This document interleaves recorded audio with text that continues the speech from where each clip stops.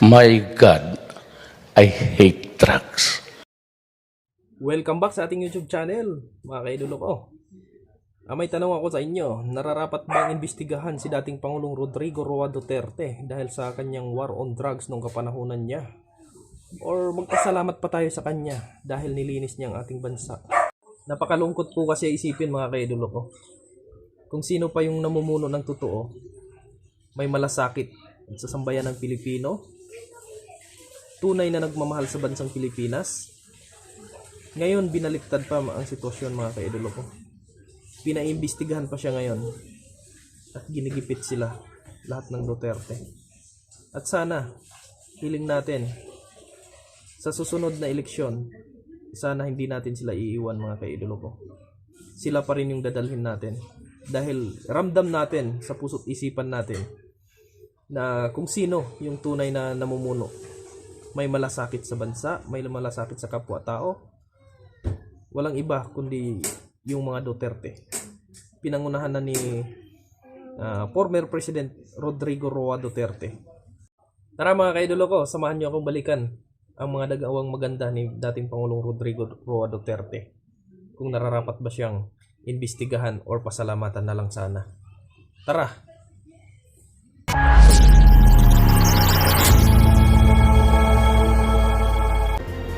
Ang bayan ng Pilipinas, hindi talaga umangat.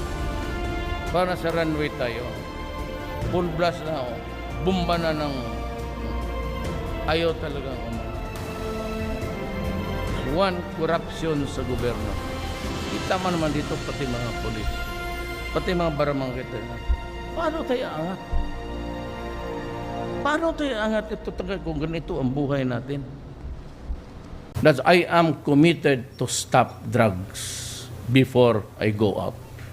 Which means to say, Father, Monsignor, Bishop, which means to say, marami pang patayan to.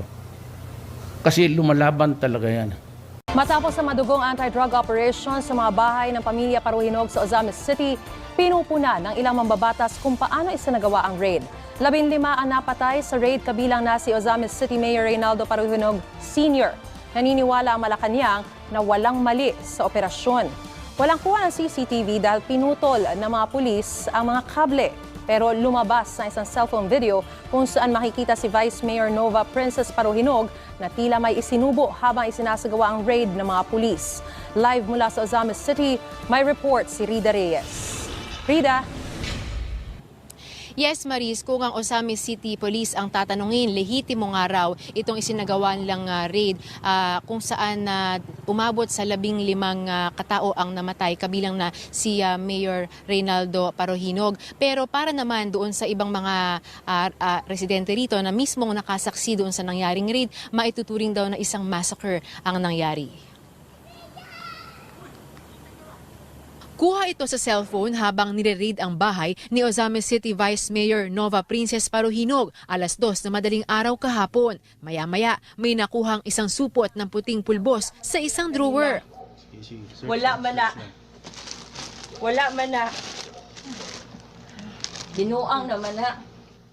Nang balita rin naman ang kutsyon, isang green na supot ang natagpuan. At nang i-inspeksyon na, may biglang kinuha mula rito ang vice alkalde.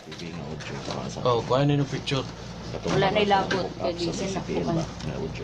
Wala na ilabot. Kaya dili na kwarta sa Diyan lang na ibutan sa ma'am. Diyan lang ilabot. Kwato. Ihatag na! Ano man na? Ayaw, gisi. Gisi, amo. Gigisi man na. Hoy! Kuha. Ay, nako! Habang nakikipaghilahan ng Vice Mayor, tila meron siyang isusubo. Hindi pa malinaw kung ano yon o kung nalunok ba niya. Kasunod niyan, may nakuhang kulay puti na bagay sa kanyang kamay. Kasabay ng raid na ito, ang pagsalakay rin ng CIDG sa bahay ni Ozamis City Mayor Reynaldo Paruhinog Sr., ang bahay ng kanyang kapatid at ang rest house ng alkalde. Ang naturang mga raid nagresulta sa pagkakapatay kay Mayor Paruhinog.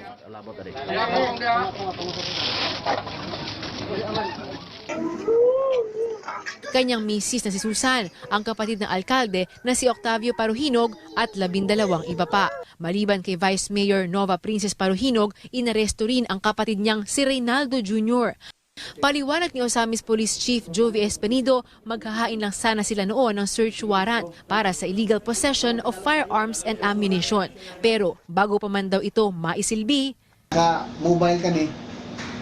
Pagdating ng kuanong tropa, yung first na vehicle na dala namin, yun ang una na naputukan. Pagkatapos yung tao namin nakasakay, natamaan, din go on na nag-change of fire. sumabog din daw ang isang granada pero hindi raw mga pulis ang naghagis nito. Mag-iimbestiga na rin ang Senado kaugnay sa Duterte Drug War at ang Blue Ribbon Committee ang mamumuno nito. Nakatutok si Salima Refran. Imbes na Senate Committee on Public Order and Dangerous Drugs na pinamumunuan ni Senator Bato de la Rosa, ang Senate Blue Ribbon Committee ang magsasagawa ng motu proprio investigation sa Duterte Drug War, ayon kay Senate President Cheese Escudero. Blue Ribbon Committee lamang at hindi lahat ng komite upang mapagbigyan yung nais sana ni Senator Bato na mag-hearing habang recess kami. Nakausap ko na sila at nasabihan ko na kung maaari makipag-coordinate kay Senator Bato at Senator Go kaugnay ng mga testigong nais nila maimbitahan at ng schedule din ng magiging pagdinig. Sabi ni Escudero, mangunguna sa pagdinig si Senate Minority Leader Coco Pimentel na subcommittee chairman. The war on drugs, the 6,000 to 30,000 alleged victims, and then was there really a state policy na patayin ang mga involved sa drugs? Yun po ating i-determine. Ayon kay Pimentel, pag-uusapan pa magiging rules ng pagdinig. Handang ipatawag ng komite ang mga nais-imbitahan ng mga miyembro, kabilang si dating Pangulong Rodrigo Duterte.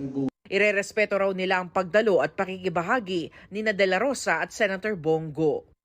I'm really objective and I'm fair, and then I will follow the evidence.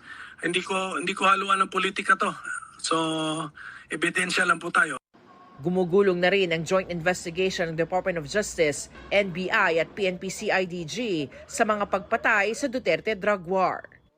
Pag may makita tayong link ng kahit sino, including the former president, then so be it. We'll include them in the charges if the evidence warrants. Basta't wala tayong sinasanto, we're not letting go of the cold cases kasi walang katahimikan hanggat walang hustisya. Para sa GMA Integrated News, Salima Refran, nakatutok 24 oras. Ang hingin ko lang sa inyo, lahat kayo, pati mga judges, see to it that this country will not take a spin. Kasi ito, the whole of the Philippines ang tinamaan. Hindi ninyo alam yan. Hindi ko rin alam yan. Sa Davao, stricto lang ako. May namamatay. Kaya ako binibira ng human rights violator lang. So na presidente ako, yung piniga ko na lahat, doon naglabasa na, ito na yun. Entire Republic of the Philippines, ito yung problema. Ang bayan ng Pilipinas, hindi talaga umangat. Para sa runway tayo, full blast na ako, bomba na ng, ayaw talaga umangat. One, corruption sa gobyerno.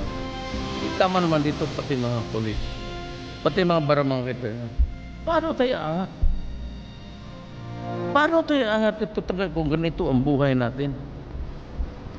Then corruption sa airport, dyan sa customs, immigration, pahirapan pa. I'm just saying that the ultimate warriors sa Constitution to protect the people is the armed forces of the Philippines.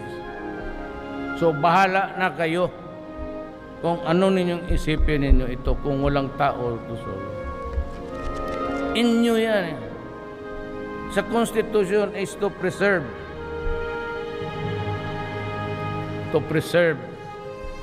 ang ating. Again, sa panahon ko kung 6 years, wala kayong takot. Lahat na gawin ninyo sa utos ko, akin yan. Ako ang magpakulong. Sabihin lang ninyo, utos yan ni Mayor Duterte. Siya na ang tanungin mo. kami nagtatrabaho lang, sumusunod. Siya yung mayor. Siya yung ikulong ninyo. Walang problema. Ako ang magpakulong. Trabaho lang kayo. Just do what is the mandate of the Constitution.